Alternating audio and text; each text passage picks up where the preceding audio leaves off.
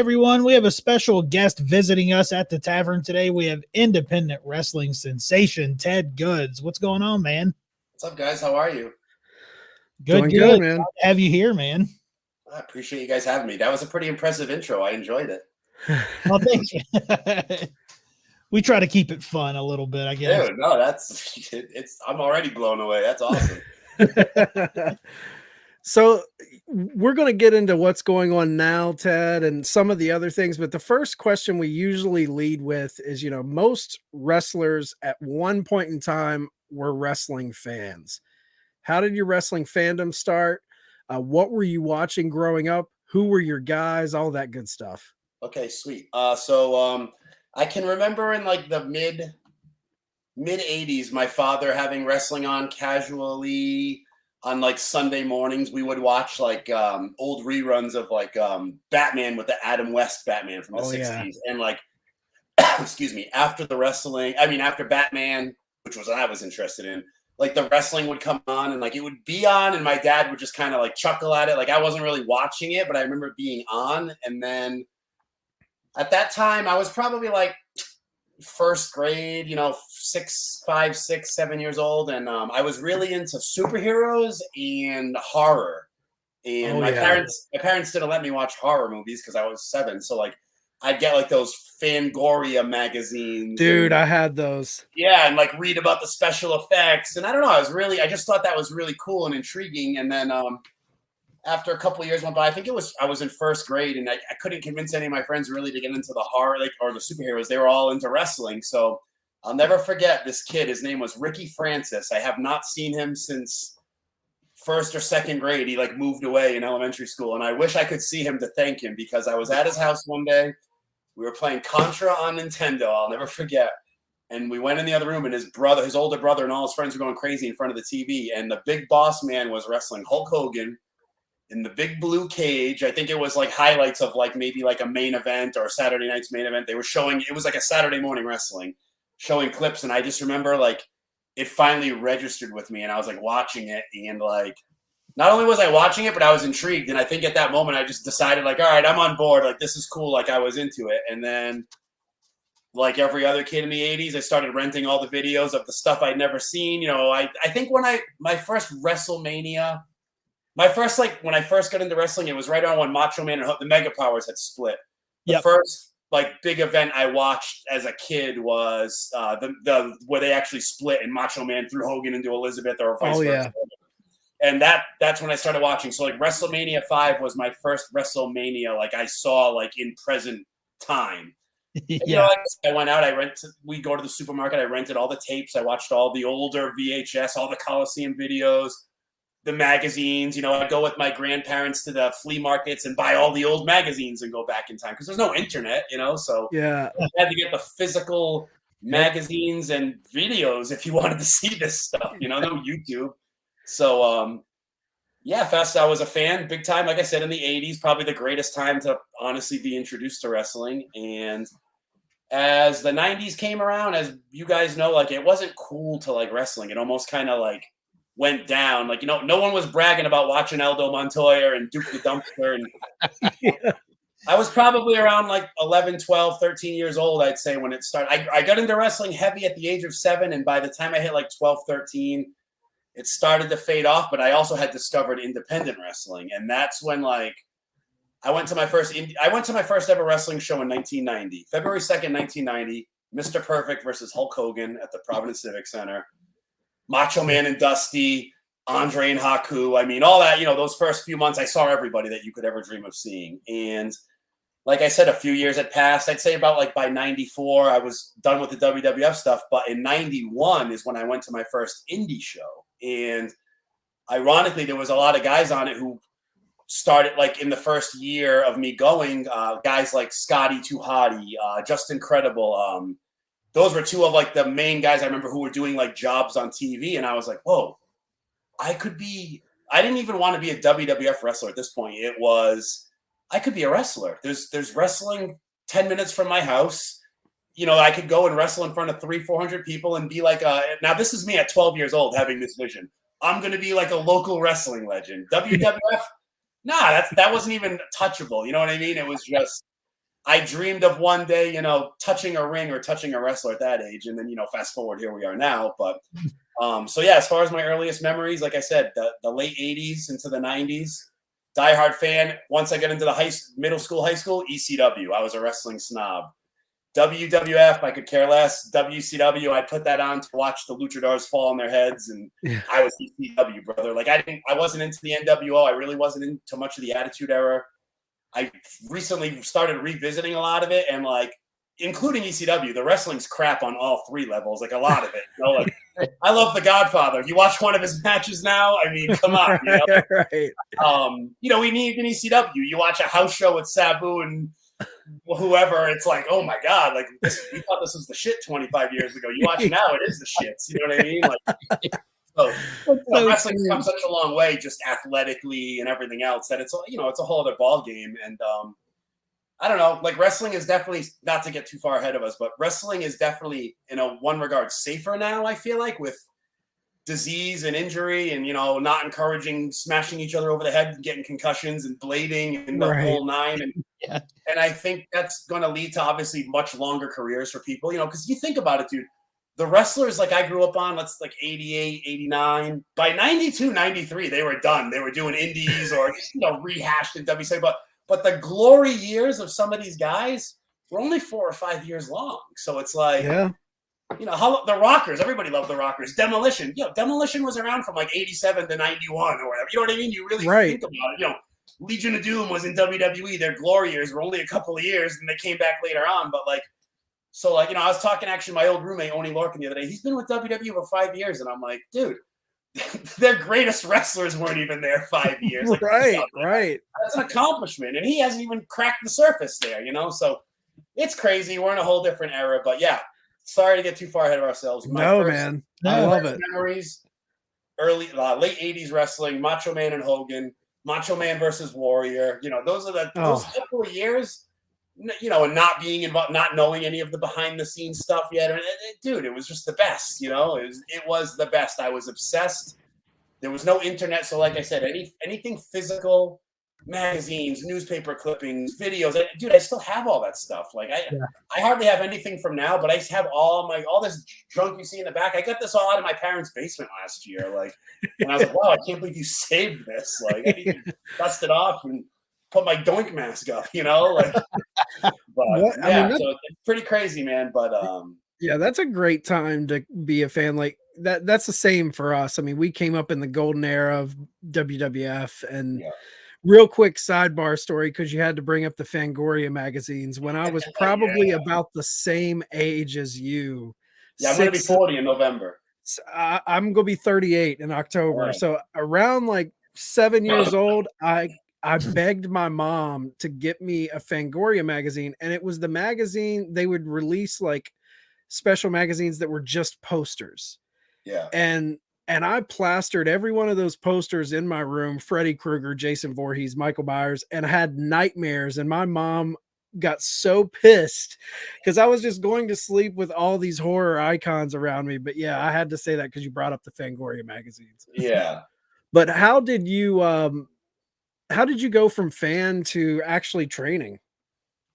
So like I said, I got involved in the independent wrestling, going to the shows at probably, 11, 12, 13 years old, and, tried to tell all my friends in middle school about it, but they thought I was a geek. They're like, what?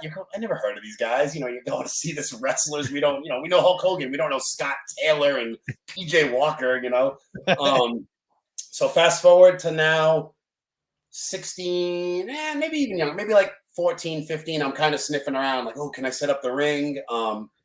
And there was a newer wrestling group kind of surfacing, stemming from this original one I was going to. And I kind of met some of the guys, and they invited me to kind of help set up. And I just kind of hung around for a year or two and listened. And a friend of mine who was a couple years older, he was a ref. So he started bringing me to shows, and I would just help out with stuff. But, obviously watch. And my parents were totally against me being a wrestler.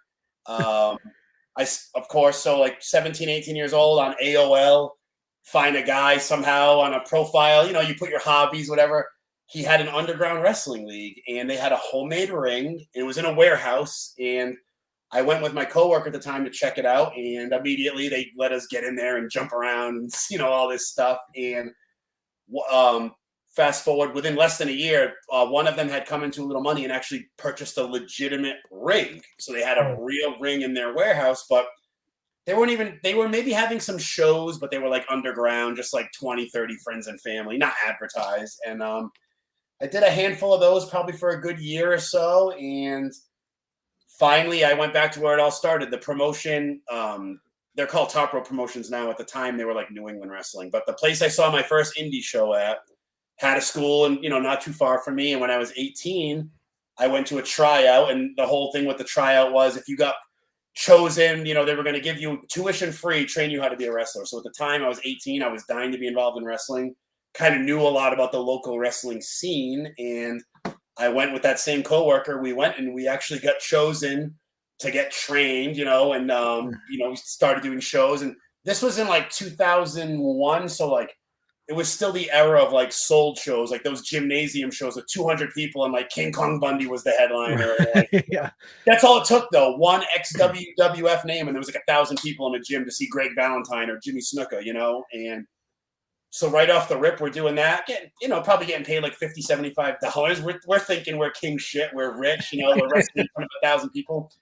Now, mind you, I'm probably at the time 140 pounds soaking wet, wearing we called ourselves the Score. We were supposed to be like Harvard graduates, so it was almost like Mean Street Posse attire, to hide my skinny body. I'm wearing a sweater vest and khakis, and so I did that for a couple of years. Then all of a sudden, I just got disconnected. I was playing in like a local punk rock band at the time, and we were going to start like touring and going. So wrestling just kind of went on the back burner for a couple of years. I wasn't passionate about it. My friends had left. That's when I started to learn about like the drama of indie wrestling, and my little clique like went elsewhere. And I tried to, and it just wasn't for me. And I did the band thing. I kind of abandoned wrestling for a couple of years. And then I finally moved out of my parents' house because, let me go back. My parents didn't know I was wrestling. My first pro match, I wrestled two guys that Steve Carino had trained. I don't think you would know, but you know how Steve had the PWF? Yeah. This guy, Evan Leppy and Billy Bax, long story short, they were our opponents in our first pro match. So my father shows up my mom's calling me off the hook. So cell phones must have just came out, mainstream. We're like in the year 2000. And, my blue Nokia rings and my mom's screaming at me. Are you wrestling? What are you crazy? My dad shows up to the show. He let me wrestle. He stood like in the back. He watched. I don't know. I went home and faced the music. I probably lied to my parents. I was sleeping out that night, whatever. My mom says, if you want to wrestle, you're not going to live in this house. So I hide the wrestling from her for like a year or two. My friend would wash my gear for him. I didn't tell her anything about it, whatever.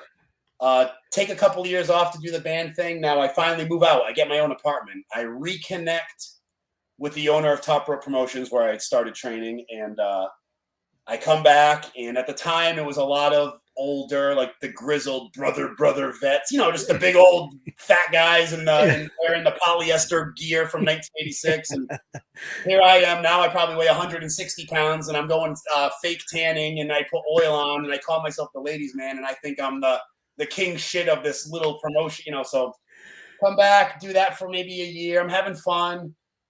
Spike Dudley gets released from WWF. And at the time I remember saying to myself, like, hey, I think Spike Dudley like lives near here. Someone should reach out. Maybe he'd want to check us out or wrestle here or train or that's something. So a mutual friend who wrestled there at the time had a contact for him. Spike came in. It was almost like a changing of the guards. Like Spike kind of got the old grizzled vets and whatnot to kind of step aside, and he just took over. It was what it was. Like some people were upset about it. I get it. Feelings were hurt. But basically what happened is you get this guy who was fresh off TV, who had years of experience. He came in, and the guys that were training us, they were like local indie legends, but they had never been like in the WWF or made legitimate money, in income. And Spike took over, kind of like a lot of those older guys left. Some newer ones came in, and I think there was some animosity, but that from there was like full steam ahead, dude. I just, the whole wrestling thing, I kept going. I was wrestling as the ladies' man, just doing the typical indie cheesy character stuff. And it was a few years later when I hooked up with Biff Busick, we started doing this podcast thing. It was called the Biff and Ted Excellent Adventure. And like, it just dawned, like he was wrestling as a babyface places. And he's like, dude, when you're a babyface, you can sell pictures and t-shirts. And So we made t-shirts. We were still heels, and I'll never forget, like, the first show we had merch. We made, like, I don't know, probably a few $100, but it was like, whoa, we just made all this money. We're not even good guys. And then a month went by, and I just told the promoter, I'm like, I'm not the ladies' man Gregory Edwards anymore. You're going to call me Teddy Goodz. Teddy Goodz was my nickname for when I was in a band. I was in a band, Damaged Goods. And funny, when our first CD came out, someone who did the artwork gave us all names. And instead of just putting Ted, he put Teddy Goodz. And that was like my name. Everyone just called me that as a nickname. So when we changed the name, I'm like, what am I going to call myself? I'm like, I want to call myself Ted, but my last name is Bolduck. I think Ted Bolduck really had a ring to it. So I was like, I'm going to call myself Teddy Goodz. And I remember a few people being like, that's stupid. Like, no one's going to know what that means. And everyone knows you're the ladies' man.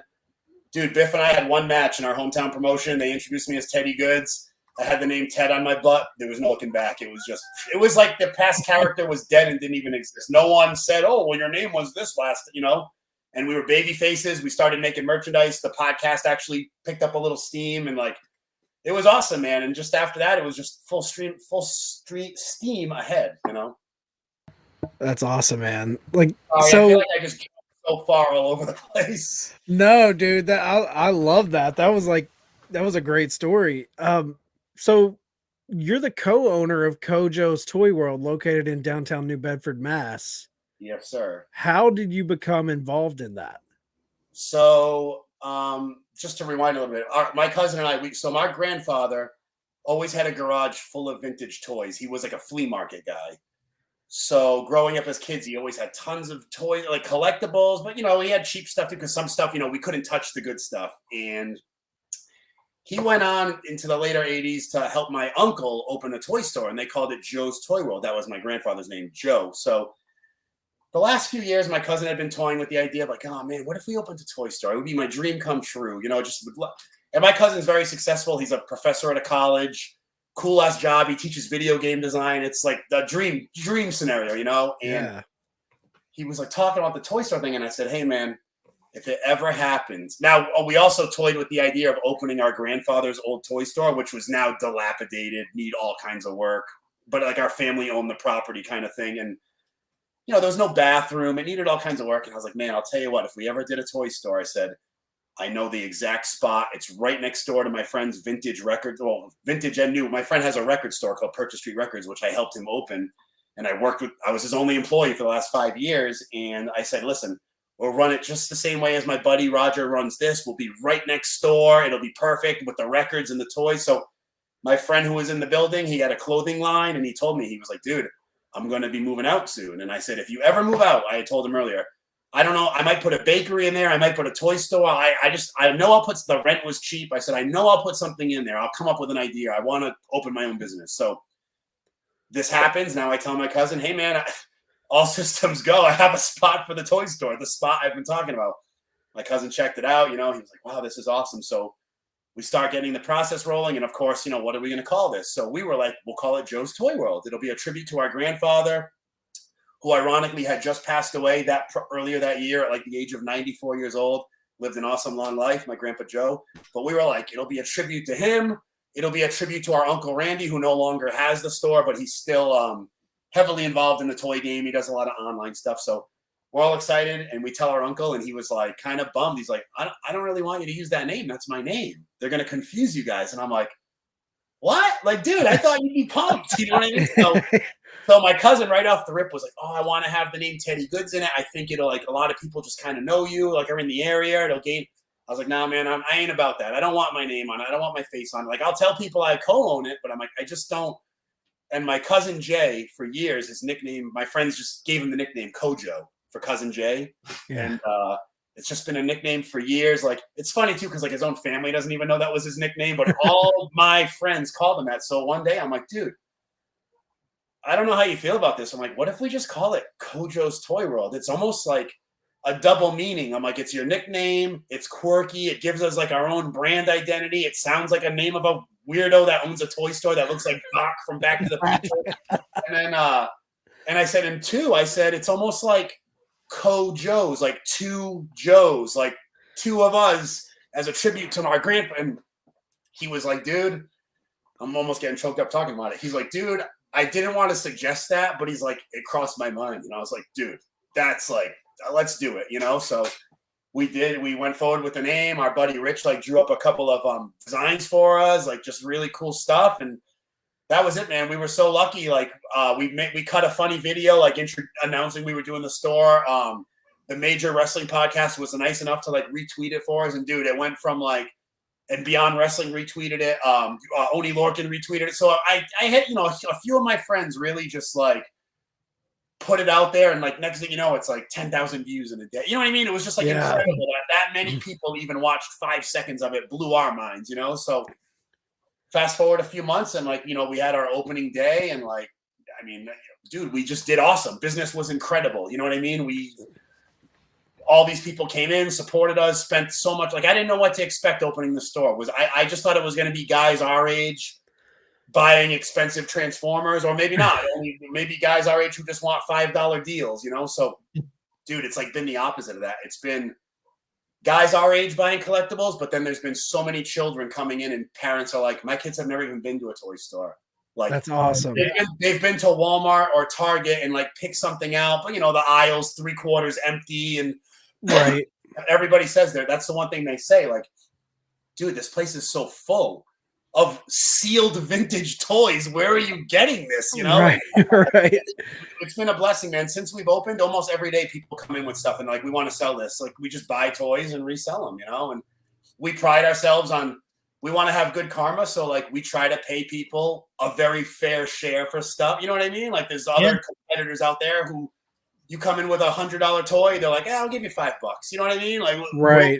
We'll give you $60. I don't know. Like, we just want to have a good repertoire. And we've had a ton of repeat sellers and referrals, you know, clean out someone's house. Next thing you know, a week later, their buddies calling us, hey, you cleaned out my friend's house, you know, come down here, bring a few $100. Let's load your car up. Like, that's awesome, man. It's really been awesome, man. The only thing that does kind of stink is it's taken the thrill of the chase out of going to like yard sales and thrift stores and flea markets, because it's almost like, I don't have a lot of free time now, but it's like, I don't want to go spend 5 hours looking for toys. So-and-so is just going to come in tomorrow and bring me a suitcase full of them. You know what I mean? Right. But it's awesome. How lucky are we that it's self-sustaining us, you know? Absolutely, man. And that's something I think we kind of take advantage, or, you know, we don't really think about, but growing up, we had KB Toys. We had Toys R Us. These kids now don't have toy stores. So it's like that weird toy you wanted for Christmas. Yeah, it might be sold out a couple of places, but like your parents found it at Caldor or Toys R Us. There was so many options, so many department stores. Now, you know, we're living in a world of online shopping, of course. And I went to the mall with my girlfriend the other day for the first time in like what felt like years to go get a couple of get a dress shirt. You know, I needed it in a pinch, and I'm just like, the mall was empty. Half the stores were closed. It was just like, they had no staff. You know what I mean? The gates are closed and half the entrances. And I'm like, wow, this is like dismal. I remember back in the 90s, man, the mall was where it's at. Yep. You know, you go there Friday, Mom, drop me off. You know what I mean? You're like 15 years old. You're going to the mall for like a marathon, like 5 hours, posting up in front of the arcade, you know? Like, kids now, I always wonder, 'cause I don't have kids of my own. I'd like to one day, but I always wonder, like, man, they're just never going to know how awesome it was. And when our parents were, you know, back in the day when we were kids, our parents would always say, oh, the music was better back when I was young, and the movies are better, and the toys, and you're like, okay, Dad. And now you look back and you're like, fuck yeah. Yeah. Nothing's going to be better than the 80s. Yeah, nothing. Or in the early 90s. There's no way. It's just everything's so accessible and easy now, which I guess is cool in one way, but the thrill of the chase, man. Going to the video store and hoping you could finally rent Double Dragon, you know what I mean? Yeah. Your buddy returned it last night. Like, kids will never know that. They'll just say, hey, Siri, give me Double Dragon. Okay, you know. Yeah.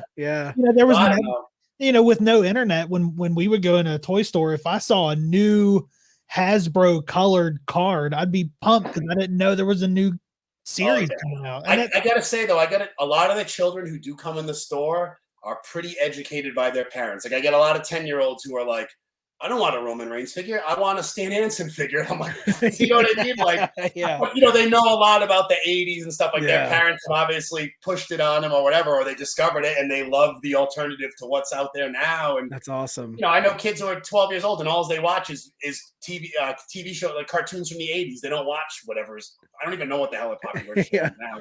Pepper Pig. I don't know, you know.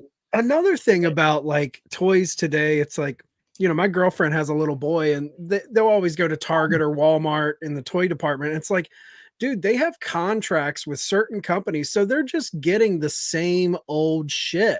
Oh, dude, Like, you go in and like, for instance, they have He-Man toys, right? But the Right. only toy is He-Man. You know what I mean? They have like Right. 40 of them, and then so it's just like, I don't know. There's not a lot to choose from if you're a kid, and that's what's cool. We really picked, I guess, a good time to open a toy store because at first people were like, "You're running a business during a pandemic? You're crazy." And I'm like, "Well, I don't know. I don't have anything else going on. I'm not wrestling. I'm not work. I was working in bars and stuff. I'm like, I'm not making any money. I'm just sitting at home. So I mean, what's there to lose other than the rent? Let's try it." So, dude, the community's been so supportive. It's awesome. Like, people will come in and straight up be like, "Yo, I don't collect toys, but what you're doing is awesome. I want to buy a T-shirt." You know what I mean? Or a poster or whatever. So it's cool, man. And like the area we're in of downtown New Bedford, it's really been like flourishing. It's becoming almost like a Newport or Providence, like a day trip kind of thing. Park your car, go eat, drink it. Shop. There's a lot of shops and restaurants, and we're lucky, man. We're in a good spot, and I'm just lucky that the last 10 years of working in the bars in New Bedford and putting on wrestling events there and stuff, it's like, I don't want to say I'm a local celebrity, but I kind of am. You know what I mean? Like, everybody knows Teddy Goodz downtown. So it's just like, awesome, every day people say hi to me. I don't know who they are. I'm just like, hey, like, I can't believe you know who I am. It's exciting. But it's cool. People want to come in. They come in the store. You're the wrestler. Can we take a picture with you? Like, can we buy toys? It's like people are so excited. It's exciting to me just to see adults and kids walk in and like they're like, yep. Wow, like we have a life-size Castle Grayskull. That's 12 I saw that. Like, it's so cool. People come in and they're just like, they're literally speechless. So it's like, just to see that reaction, I don't know. I like to make people feel good. When I was a kid, I told my girlfriend before I met her, the best days of my whole life was when I was a child. My fondest memories are being a kid, So like, to recreate that with adults and present it to like children now, it's like, I don't know. I feel like I'm doing like good service in the world, It's not about, honestly, it's not about the money to me, man. As long as I'm paying my bills, I don't know. It's cool to to know I made somebody happy, Absolutely. You made memories, man. You're helping make memories. That's it, man. That's it. It's all about the memories. I say the same thing with wrestling, dude. It's not about all the crazy moves and the spots.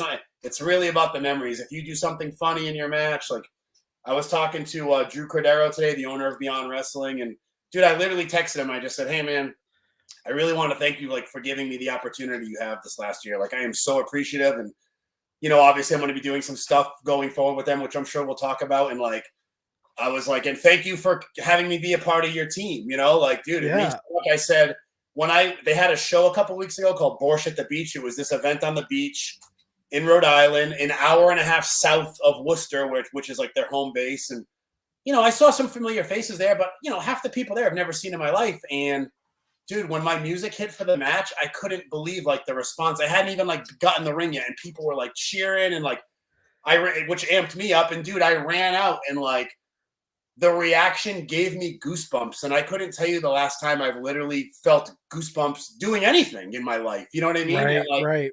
To get that reaction, I was like, oh my God. And today when I spoke to Drew, I told him that. I said, dude, I couldn't tell you I had goosebumps in a wrestling situation. And I said, I felt them. And he said, I'm going to tell you, man, like your match was the most memorable. And I had a match with Mark Sterling. It was Sterling's rules. So every time I'd go to do something, they'd be like, no, no, no.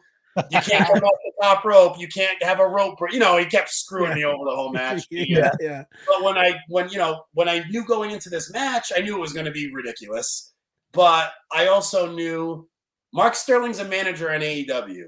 He's not Chris Dickinson. He's not Mike Bennett. You know what I mean? He's not. Right. We're not going to go out there and reinvent the wheel and have a Kenny Omega Daniel Bryan match. Right. It's like Paul Heyman said. You have to accent the strengths and hide the weaknesses. So you know what? Fuck yeah, let's do Sterling's rules. You know what I mean? Yeah. And so Drew, the owner, told me today, he said, dude, you literally had like the most memorable moment on the show. He said, I loved it. You know what I mean? And he agreed. He said, dude, you're I don't want to put our personal stuff out there, but he literally said it was the number one thing that stood out to me from the show. I'm not bullshitting you. And he said, I was like, wow, Teddy's really over. He's probably going to be mad at me for saying that, so hopefully no one. But like, how? But that's awesome, man. You know what I mean? Because when I reintroduced to Beyond Wrestling, it was right before COVID, and I said to Drew, I said, "Listen, I've worked for you in the past. I know I wasn't your cup of tea. It didn't work out. at the time, Chris Dickinson told me, he goes, hey, Beyond isn't like it used to be. It's not all about the spots anymore. The crowd wants to boo and they want to cheer. I think you would fit. Teddy Goodz would be a fit like the time. So I said to Drew, I said, man, put me on the pre-show. Don't pay me a penny. All I want is an opportunity. I said, I don't need the money. I said, I just need the opportunity. And he let me wrestle Channing Thomas on like a 5-minute pre-show match. Great response, dude. I was on a high horse. He told me, hey, I'm booked out, the next couple of months, but I'm going to start using you. Thank you. Pandemic happens. Everything shut down, for a year. I'm just kind of, Chris Dickinson always says, I'm the real life Dennis Stamp. I'm still working out. I'm this fucking ridiculous dream that I don't even know what I'm dreaming of. Cause at this point, I'm not trying to go to the WWF. You know what I mean? AEW's not around yet. I'm just like, I still want to be the king of local wrestling. I want my moment. I told my girlfriend and I told Chris, I said, I'm not doing this for notoriety and not the exposure, which Beyond Wrestling is a place you go for exposure. I said, I'm doing this as a personal goal. Like, I feel like I have unfinished business. I never got over in Beyond Wrestling, and I always thought I was good enough. I don't think I had the confidence back then or the style, but so fast forward, Drew reached out after the pandemic. He started using me. I wrestled Alec Price, Chris Dickinson, Steve Macklin. He gave me good matches, an opportunity to potentially wrestle Matt Cardona.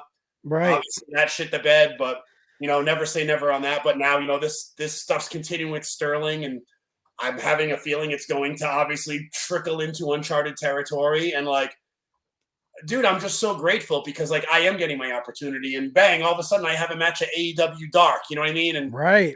I got booked on Thursday. I'm wrestling in New York against Rich Swann. And like, it's just like all these opportunities all of a sudden have just fallen in my lap. And like, I'm just so grateful. You know what I mean? I'm just living in the moment, enjoying it. I'm feuding with JT Dunn for New England All-Star Wrestling. I'm just wrestling these great opponents. I'm wrestling Anthony Green Sunday for Top Rope Promotions. Like, it's just all coming together full circle. Like, I could literally stop wrestling tomorrow and say, like, I got to do more than I ever dreamed of. I wrestled so many legends, like, over the years, the Goldust, the Jimmy Snookers, Killer Kowalski, Beefcake.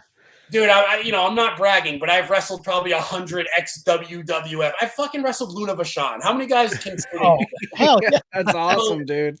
And but like, dude, I've done it. I've driven, Roddy Piper around in my personal vehicle for the day and went out to lunch, and just like stuff that I took for granted at the time. I wish I would have took pictures with these guys, or but you don't want to be a mark, as a wrestler. Fuck all that, dude. 2021. If I want to take a picture with someone, I don't care if they're a fan, a wrestler, whoever. Like, I want that shit digitized, because yeah, man, I want to show my friends and family this stuff. And like, I don't know, man. It just seems like everything's going so good. I'm going to be 40 in November. I'm getting married less than a week before my 40th birthday. Like, I literally couldn't ask for anything. Like, I wouldn't change a single thing, dude. I am so happy. By the way. Everything now is just a cherry on top. You know what I mean? Like, literally, yeah, dude. I think I'm going back to AEW to do another like dark shot, and like, dude, it's like crazy. Like, it seems like we're starting the toy store and getting Beyond rolling and getting that's another thing. Like, Beyond Wrestling has been such a helper of the toy store, retweeting.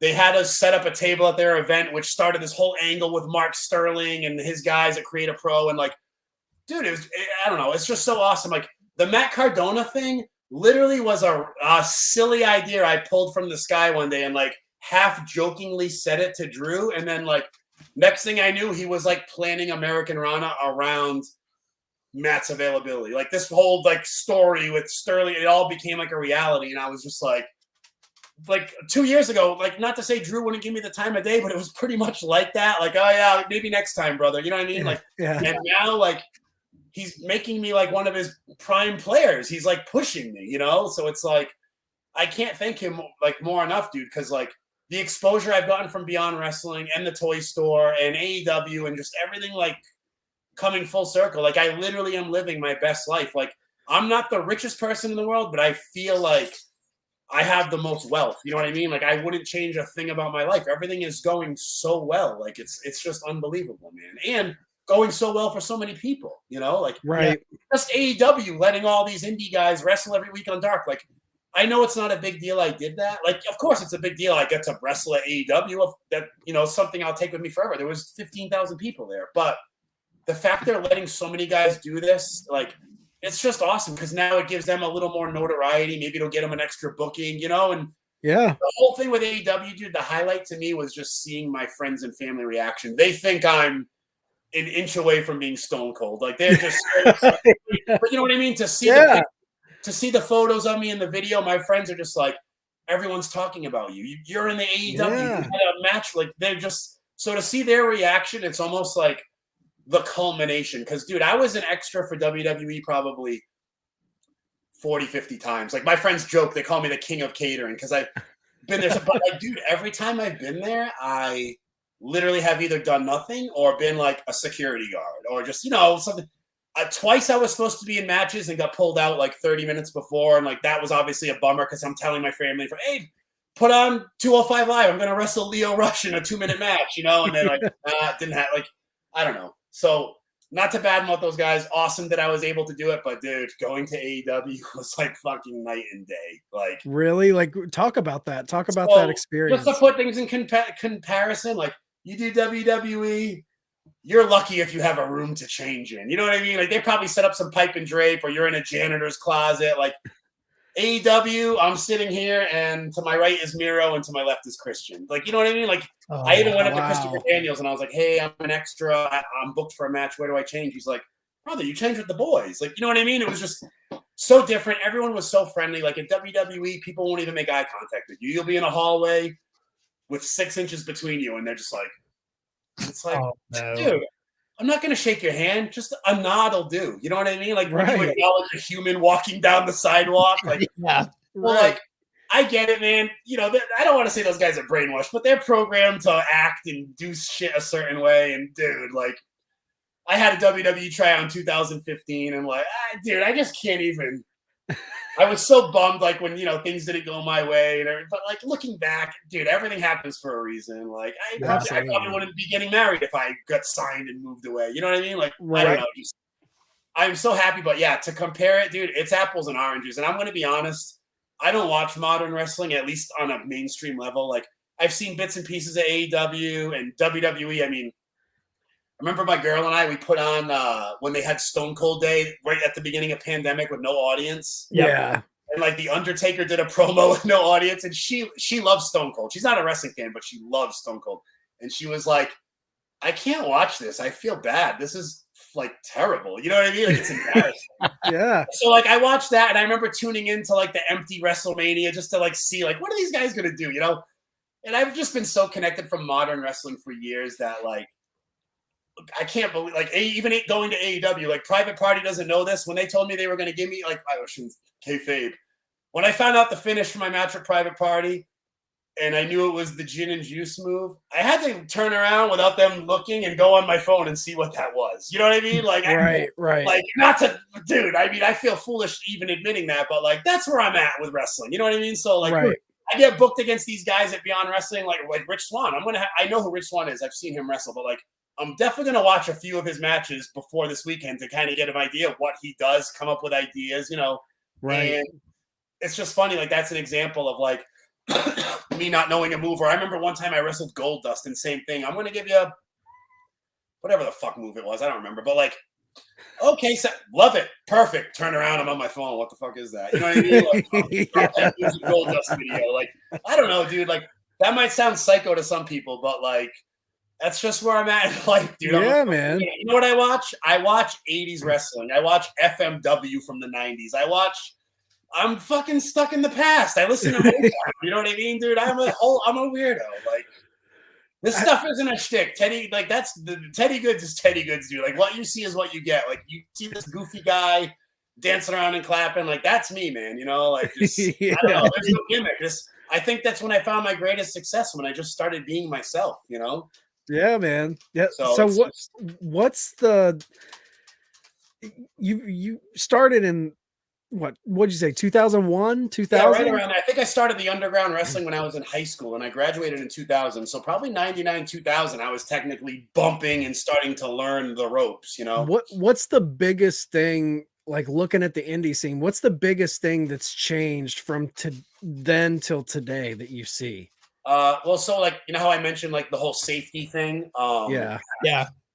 Back when I was breaking in, especially a small guy like me, dude, guys kick the shit out of me recklessly. You know what I mean? Dump you on your head, or you're in a battle royal and 80 guys chop you, and like just stupid. Like, I don't know. And you know, everybody has to wear trunks and boots or you're not a wrestler. You know what I mean? You gotta I tell, even now some people say that. I'm like, motherfucker, put on Monday Night Raw. Everybody's wearing sneakers and a tank top. Like, it's not right. If your shit's over, look at Private Party. I wrestle them. They're wearing club clothes and Jordans. Like, nobody's questioning it. Who cares? It is what it is, you know? Like, I don't know.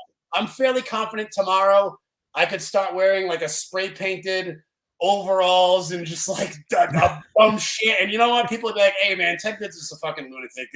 Let him live. You know what I mean? Like, I don't know.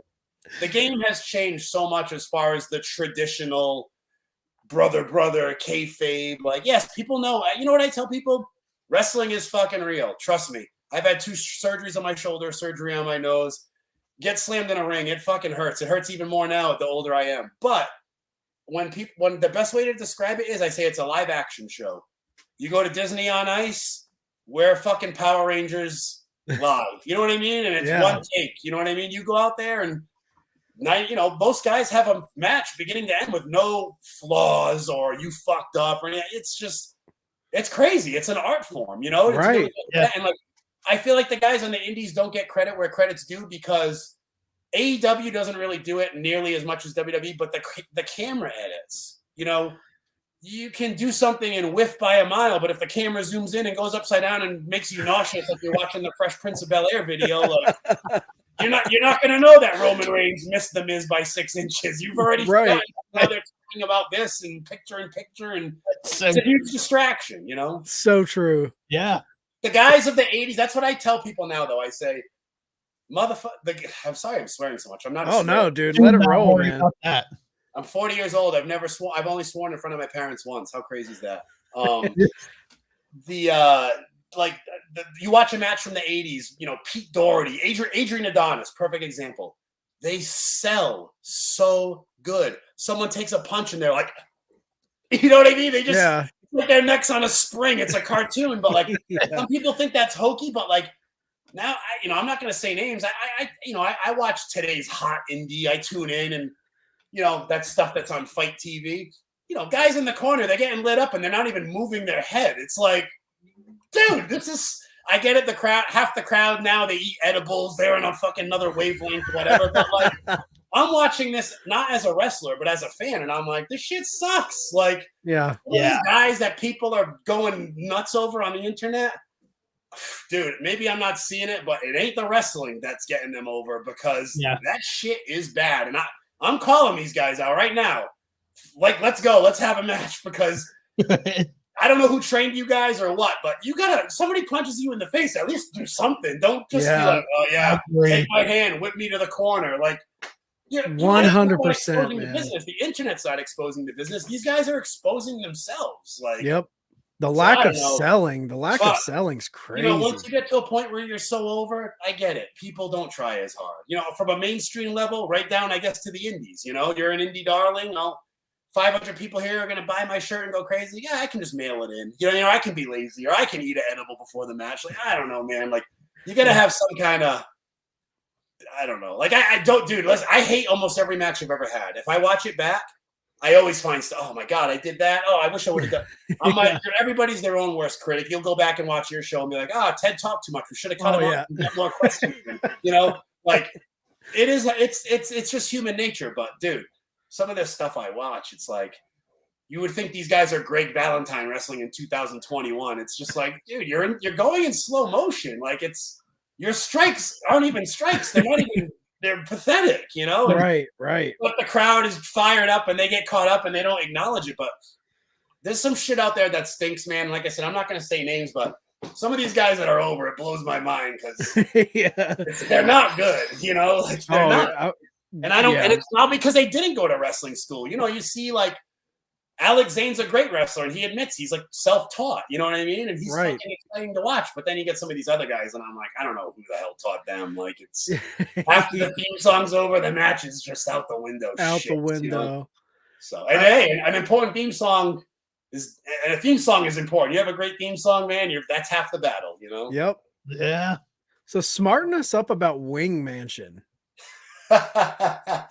So the Wing Mansion, it's just when like Biff lived here, Oni Lorcan, and then Dickinson. I don't know if you guys know Dickinson. Oh lived here yeah, for a couple years, and like we just don't. We call it the Wing Mansion. At one time, Biff and I, when we were heels, we wrestled as the Wingmen. He was the manliest man, and I was the ladies' man. So we just started calling the house the Wing Mansion, and it kind of just stuck. And back in the day, we threw some pretty legendary parties after the shows, and back before I bought this house, I was only renting it, so I was like, trash the place, go wild, Now I'm looking back and I'm like, oh god, what did I do that for? I'm paying for it. Yeah, the Wing Mansion was the hot spot after any shows within like 45 minutes of here. Hey, even if I wasn't booked, come over, let's go.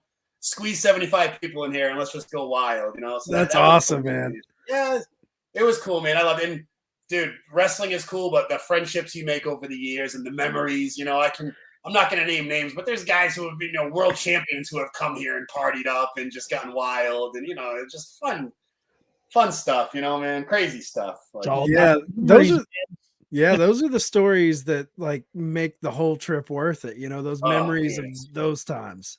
It really is, man. Like I always say, I probably forgot half the stuff that's cool that happened, but thankfully, we have Facebook memories now, and you can look back and tie stuff together. But I'm just like, dude, I'm so lucky to go back to being an 8-year-old kid, sitting up in the nosebleeds, watching Hulk Hogan and Mr. Perfect, dreaming of tapping someone's shoulder. You know what I mean? To get to the entrance to tap someone's shoulder, to go from that to wrestling Sergeant Slaughter or just being in a car with Bret Hart for 5 hours is just like, dude, like I said, I made it. As far as I'm concerned, I've been the world champion. I've done everything. I've done more than I could dream of. You know what I mean? And to go to AEW and have the guys there, guys there actually know who I am and talking to me, and having friends who are there, and the Blade and the Butcher, and Ethan Page, and guys who are my friends on the indies that I'm seeing on that level now, is Chris Dickinson's blowing up and Oni going to WWE. It's just like, dude, I'm living vicariously through them. I just wanted to wrestle at the local PAL hall in front of 100 people. You know what I mean? I wrestled Private Party in front of 15,000. I don't even think that's like registered with me yet, but it's like you take so much stuff for granted over the years. But dude, I've like I said, I've won at life. Knock on wood, I want to live till I'm like 90, but if something happened to me now or I couldn't, just anything, God forbid, but I've done it all. I've lived such a beautiful life, a charmed life, dude. I am just so lucky. And to go back, my parents found out I wrestled like 5 or 6 years ago. They were so I wrestled for years without them knowing. Oh, that's crazy. The whole ladies' man era, they didn't know. My mom said to me one day, my friend Connie wants to know, why do you shave your body? Are you like a dancer or something? Like, what is going on? Why are you tanning and shaving your legs? Back in my day in high school, you'd get beat up for that. This is my mom who graduated in 1970. No, buzz off. They were at some Portuguese restaurant with their two friends, one of my brother's godparents, actually. And one of them said, hey, isn't that Teddy? There I am on a poster, no, oiled up or whatever. And my mom called me out and, fine. Now I'm 30 years old and I'm just like, yes. That's me. I do wrestle. I live on my own. I don't know what to tell you anymore. I don't want to hide. It was my coming out party. You know what I mean? I said, yeah. So, dude, they started coming to shows. And that's awesome. My mom's horrified. She actually doesn't like to go, but she watches it with one eye. But to see how proud they are, dude, and they see how I am with kids. Because dude, that's the main thing with me, especially on these local shows. It's not like Beyond Wrestling. The local shows are here are children and their parents, So dude, some of these kids, I'm like their hero. It's crazy to think, but the parents will tell me, it's not John Cena, it's not Roman Reigns. They're like, Teddy Goodz is my kid's hero because you're accessible. He's met you. Exactly. He has his pictures on your walls, So, dude, to be able to do that, to give that back, and then the toy store to give back, dude, I am so lucky. You know what I mean? That's what it's all about. I'm literally living my best life. It's crazy. I wouldn't change a thing. I wouldn't change where I live, any of my situation. It's just crazy, dude. I'm so lucky. That's awesome. I want to. You guys don't know me from a hole in the wall, and you want to listen to me blab about my life for an hour? That's wild. Yeah, man. Yeah, That's what it's all about, dude. I want to ask you about what you have coming up with Beyond, but there's one thing I want to go back to that you mentioned that I have to know a little bit more details about. You said that you drove around with Roddy Piper and took him to lunch. Yes. You got to give me a little more than that. Okay. So Roddy Piper comes to town. Ironically, Top Rope Promotions, PAL Hall, the place where I saw my first indie show. Excuse me for 1 second. Sure. So Piper needs to be up for a radio interview, at the crack of dawn, 7 a.m. And the radio station's like 5 minutes from my house. Can you pick him up? Oh, fuck yeah. This is Roddy Piper. Now we're talking me dreaming of touching a wrestler one day. You want me to pick up the greatest heel of all time? Right. And probably babyface. It almost reminds me of myself. I always took pride in being a heel as the ladies' man, but like, you want to talk about the greatest heel and babyface, the guy who could do it all. Yeah. You want me to pick him up at 7 a.m.? Dude, I'll be there. So I pick him up.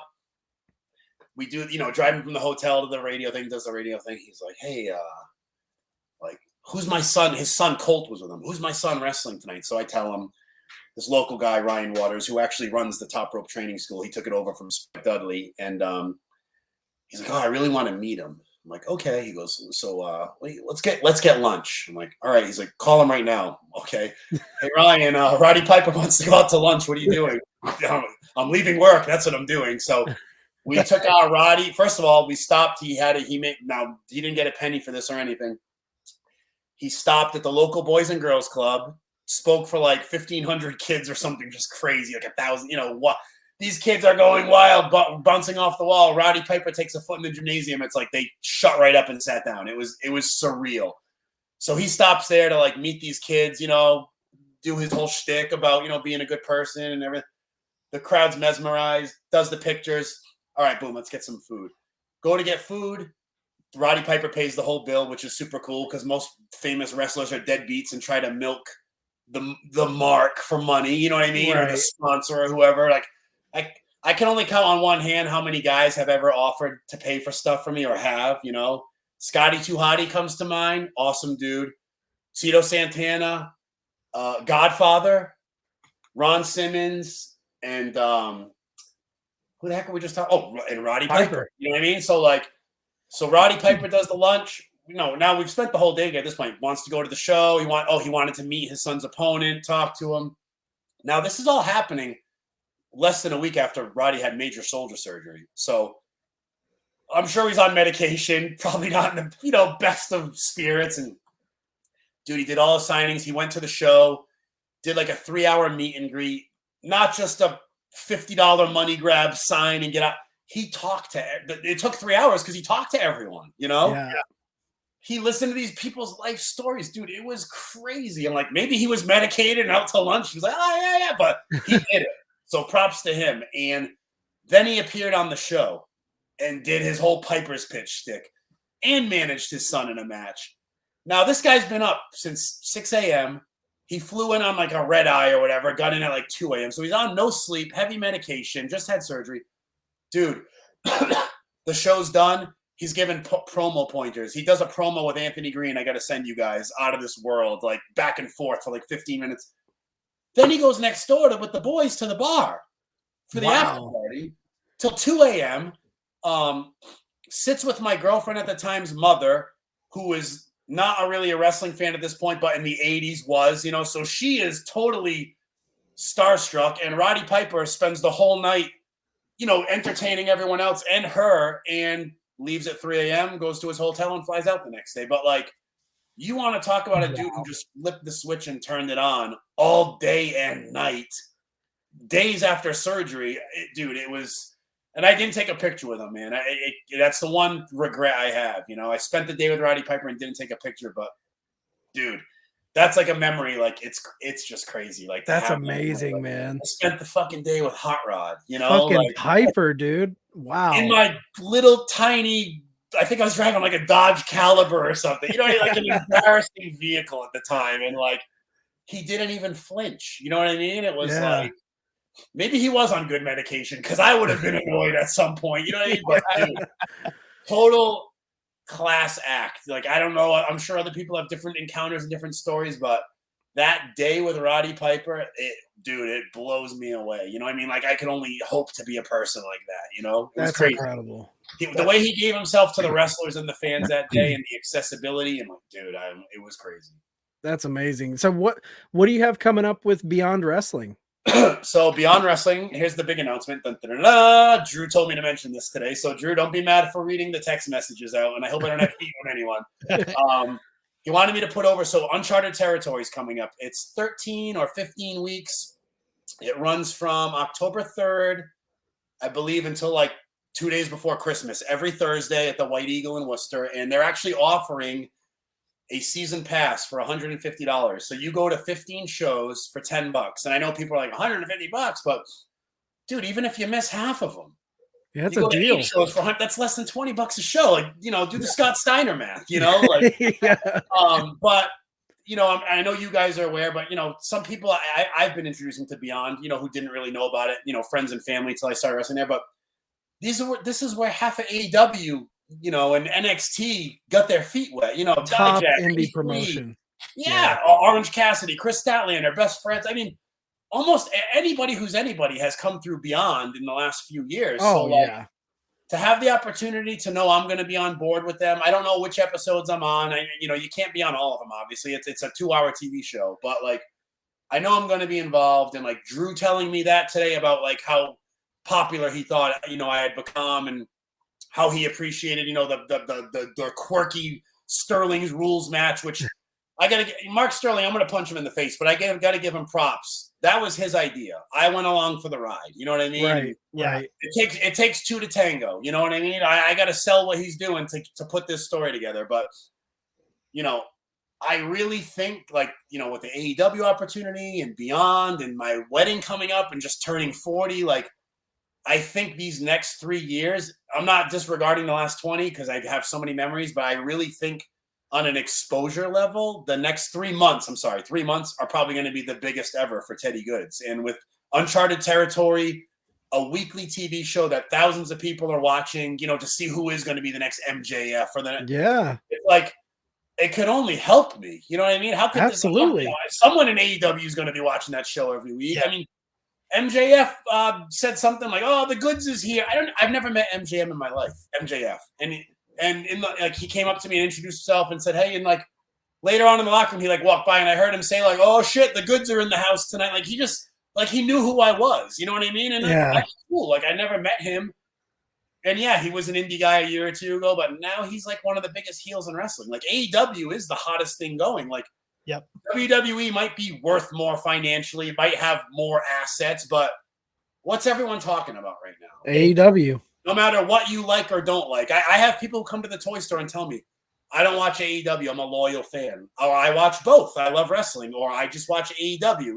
Hey, whatever your cup of tea is, you know? But it's amazing to see how hot it is. I'm not saying Daniel Bryan and CM Punk are Macho Man and Hogan, but to the people who have watched wrestling for the last 10 plus years and didn't watch wrestling in the 80s and didn't grow up with it, this is their Macho and Hogan. These are the two most popular wrestlers of the last decade, you know, who aren't John Cena or, you know, WWE. You know, like I said, I'm out of touch with modern wrestling, but the way I'd compare it is WWE's been known for years for not giving the fans what they want or making them wait for something so long, but by the time they deliver it, it's kind of expired or old news or, you know. Right. They don't – and then you got AEW who's like, all right, CM Punk is now with the company. He's going to wrestle Darby Allin next week and give everyone the dream match they've been hard over for. You know, and, Daniel Bryan, yeah, he's going to wrestle Kenny Omega next week in a 30-minute Broadway. Like, right off the rip, because you know what? They're gonna do things the way they think are right, and I'm sure there's business decisions that they made that probably aren't the best, or maybe they shouldn't have given away this match or this debut yet. But dude, I'm sure they have more tricks up their sleeves. Oh, yeah, everyone's buzzing about them. Wrestling is our most popular seller at the store. My cousin thinks it's because of my connection to wrestling. I think it's because you can't get any wrestling figures at Walmart or Target. AEW figures, we can't keep them on the shelf. Like, kids and adults, everyone's talking about it, man. And the fact now that I had my 5 seconds of fame with them, people are coming to the store who I've never met and like, you're the wrestler, you are in AEW, tell us about it. Like they're just so excited for me that it makes me excited. You know what I mean? Like, a complete stranger cares about that I'm the new Barry Horowitz, maybe. You know what I mean? And like I said, if I wrestled for AEW Dark 2 times or 20 more times, and if all I did was 3-minute matches, dude, I've made it. You know, I've already made it. This is icing on the cake, man. And to see my friends and family get so excited and to even hear there's a chance I might go back, they're my biggest cheerleaders. They're cartwheeling around for me. So it's crazy. I'm more excited off of them than I am for the wrestling, if that makes sense. You know, for sure. And now with Uncharted Territory coming up, it's like I'm gonna have a stage weekly to get tweets, to get GIF files, to get, you know what I mean, to get exposure. Like this is like the culmination of all the stuff. Like I'm getting, and you know what? I'm happy it's happening now because I wasn't ready 5 years ago. You know what I mean? I wasn't confident 5 years ago. Like now, I'll wrestle Chris Dickinson or the total opposite end of the spectrum, Mark Sterling. You know what I mean? It's like I feel comfortable again. I'm going to wrestle Rich Swann this weekend. A couple of years ago, I would have been like, oh man, Rich Swann. Like now I'm like, dude, I'm ready to go. Rich Swann, fucking bring it. I want the best. I was ready to make a name for myself, but you know, I got to wrestle the best, you know? Yeah. So one last question before we let you go, Teddy. You're making towns on the indies. You have 3 wrestlers to sit in the car with you, alive or dead. Oh, what God. 3 wrestlers are in that car with you?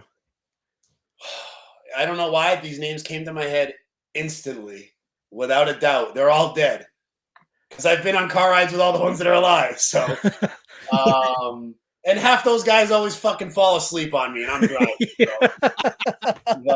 But I'll tell you what, podcasts have changed the game. That was my go-to because, like, you know, I do a shot 6 hours away, and I'm not staying overnight and driving home. That's a long day, 12 hours in the car plus wrestling, and you know the sun's coming up, and you know you're copping nods. I mean, the last long drive I did was a North Carolina one or South Carolina. Dude, it was 13 hours straight. Yeah, and me and my buddy split it, but still, man, like I'm trying to stay awake for him on the ride, vice versa. So you know you're copping nods.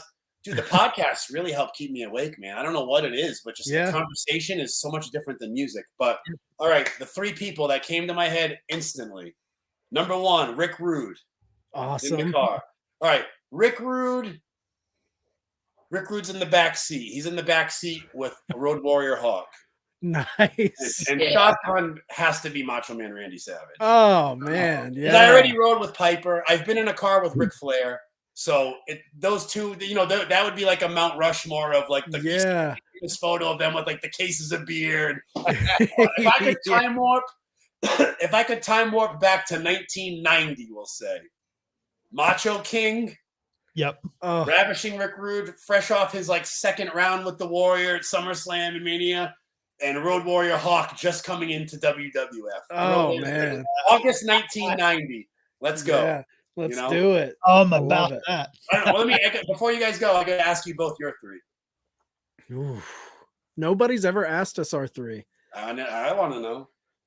Macho's definitely in mine, which somebody did ask once before. Macho was in mine, and I got some shit for that one. But hey, got to cut you off. Generous wrestlers. One time I brought Bushwhacker Luke to a show that was like not even an hour from the hotel. Gave me $100. Wow. And I said, I can't take this. It costs $10. Just give me 20. And he's like, nah, mate, keep it. And we got kicked out of a Danzig show the night before. Oh, nice. Bushwhacker Luke at 89 years old at a Danzig show with Teddy Goodz. I would go real quick. Macho Man. I've got the Macho Man tattoo of the Hasbro. Okay. Macho Man, Terry Funk, Chris Jericho. Okay. Macho Man, Dusty Rhodes, and Brian Pillman. Good choice. So we'll all agree Macho Man's riding with us. Is he shotgun with you guys? Or? Yeah, he's shotgun. He's got to be honestly, shotgun. I just thought Rick Rude and Hawk in the back because of the but I think Randy would have we all would have been partaking. Oh, it would have been passing around the whole car. Yeah, definitely. You know, Iron Sheik would have sold it to us or something, you know. He would have been what the hell was his name when he was the sympathizer with Iraq? Colonel Mustafa? Yeah, Mustafa. Yeah, okay. Yeah. Yeah. Yep. General Adnan. General. All right, well, before we go, 3 girls in the car. Ooh. Oh, 3 Can I girls. tell you mine? Yes. Yeah. Sensation. Scary Sherry. Yeah. Yes. Luna Vachon. Oh yeah. Oh shit! I wrestled her though. Well, I'll leave her and Miss Elizabeth.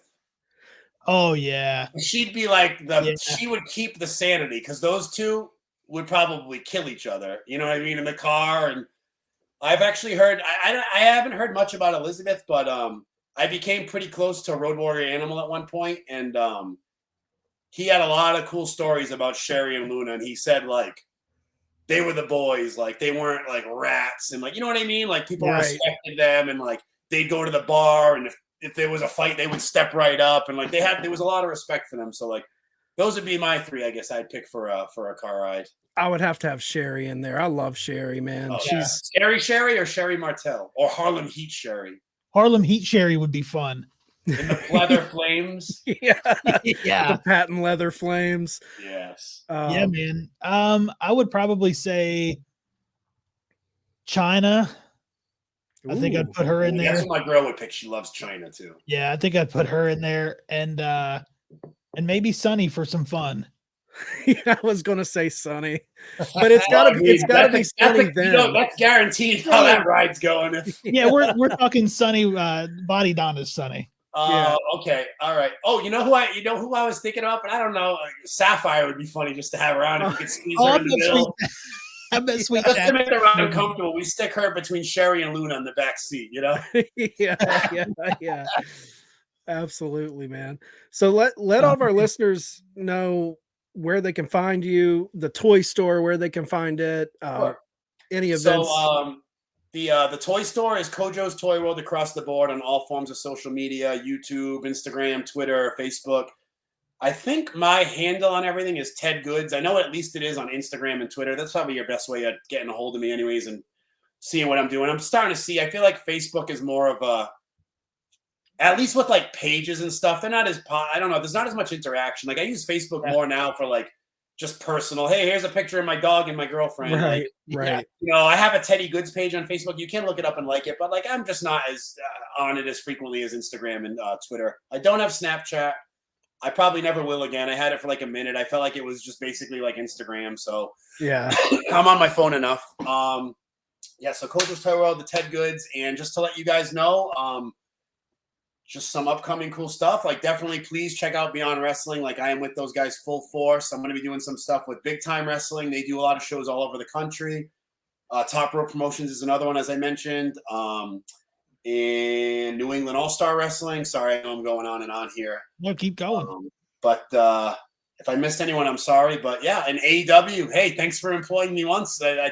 I'm on your talent payroll system thing now, so bring me back in. You know, I get the COVID stuff going. We're ready. Let's go. You know, I have a feeling we're going to see you there again.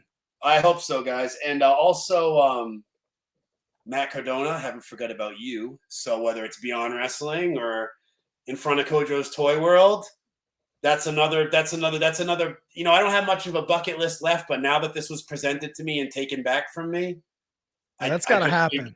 I think it's going to happen. And I also think now there's more time to even get more out of it. You know, it's not hey, next week, let's wrestle. Like, I don't know, wrestle me in 6 months. I don't care. Like do your shit with Effie and GCW and get that all out of your system, dude. Cause like, you know, I want him to, like I said, I want these guys to bring their best. I want him to go out there and have his best Matt Cardona, Zack Ryder, whatever thing he's doing match. Like not just mail it in and be like, all right, brother, we're going to take it easy tonight because it's Thursday. Nah, man, this is uncharted territory, bitch. Like step up. I'm going to chop your dick off, you know, like absolutely. Hell yeah, man. I'm ready. I want to bring it to him. I think, you know, I honestly think we both would benefit from the match. You know, the exposure for me, and I think I'd give him a good wrestling match, probably better than some of the ones he's been having, honestly. And that's not me talking shit.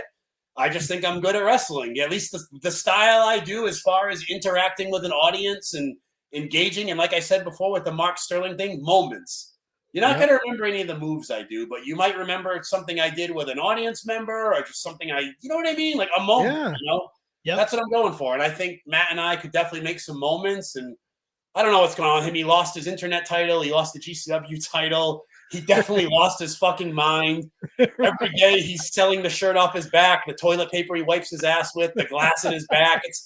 I don't know if he's broke or a money whore, but dude, Matt, I don't know how much what it's gonna cost you to come wrestle me at Beyond, because I know he thinks I'm a nobody, but I don't care, dude. Like I have nothing to lose. I have nothing but things to gain from getting in the ring with him, win, lose, or draw, or Sterling, or VSK, or any of these other boneheads. So, like, I love it. Every time these guys talk shit to me, Kojo's Toy World gets another hit, you know? And like I said before, Matt Cardona was talking some shit in the past, but, dude, he, like, you know, he takes toys home, rips them open, plays with them, bathes them, combs their hair, all that shit. I sell them. So Matt can go home and be like, oh, my God, look at my detox full of dolls. And I'm like, hey, honey, look at the bank account. This guy just bought a bunch of toys off me. You know what I mean? Like I said before, you look at your toys, I look at my bank account, dude. And it's not about the money, like I said, you know, but that's just me talking some shit. You know, we're getting into wrestling mode. But I want the match with Matt. I really think right now, Beyond, like, I don't want to put anyone else on the back burner, but right now is definitely, I am full-fledged Beyond Wrestling, and I want that match. You know, I don't care where it is, what show. I know Beyond's going to be running some different venues over the year. I posted on my Instagram today, like 17 dates they just put out from now until January, and they're not all in Worcester. They're in Providence and Somerville. And so I'm ready, man. All hands on deck. Any opportunities they've given me. There's been some rumblings about potential opponents I am going to be having, and dude, I'm excited because there's some guys like on a national level that that's exciting. I think I'm going to be mixing it up with. And it's, I mean, everybody, as far as I'm concerned, if you wrestle in Beyond, you already are on a national level, because they have the second most subscribers on YouTube behind WWE of any wrestling company. So right there, that speaks volumes of the work they've put in and the effort. They have matches with millions of views, you know, like that's not out of the ordinary for them. So I don't know, man. It's crazy. The opportunity is crazy. And I'm so excited that, like I said, Drew and I have been able to come to terms, and he's been using me, and he took this wacky idea of the major podcast guys feuding with Kojo's Toy World. And, I mean, what more could you ask for? You know, and you guys, like, dude, this was, I'm not shit talking anyone else, but this is one of the most fun interviews I've ever had in my life. And I sincerely mean that. Like, awesome. I never saw appreciate that. I never saw your show. And like, as soon as we clicked in and I saw the intro, I was like, okay, like this isn't like just some guy in his basement fucking doing the shit with me for 20 minutes and I can't see him because there's no lights on. And like, no, dude, this is professional, and it was an awesome experience. And I thank you so much for having me on. And if you have the opportunity ever arises in the future, not only for me, but if I can help you connect with someone else that maybe you aren't in touch with, that you know, I don't know, they like my toys, and I can say, hey, Ethan Page, do this podcast for my friends, you know, like, I don't know, like, dude, we appreciate it. And you know, if Cardona ever, you know, crawls out from under his rock and actually wrestles you, we'll have you back on. Yeah, you know what? I got to get him before New Year's Eve, because that's when he's getting married. And if you think he's a bitch now, wait till he's got the old ball and chain strapped up to him. You know, who knows? Maybe it's his girl making him sell his underwear every day and all this kind of shit. Like, who wears boots once and then sells them? You know what I mean? Like, come on, like, dude, I don't. What is the mentality? And dude, I'm part of the major group. Like, I was added in with when we opened the toy store, and like, he really has the major marks. They're fighting each other over that piece of glass that was in his ass or whatever it is. You know, like, I couldn't believe. So I gotta give the man credit where credit's due. He's a hell of a salesman. Yeah. But just because he's been in the show for a long time and I haven't got my shot yet, I don't think he's a better wrestler than me. Yeah. I can say he's better at making money than me, and he's better at putting himself over and having his head up his ass 24/7. But I don't know. That Cardona, think, you know what? take the match. I'm going to put this out there. I don't know Matt on a personal level, but I think I'm probably a nicer guy than he is, and on a personal level.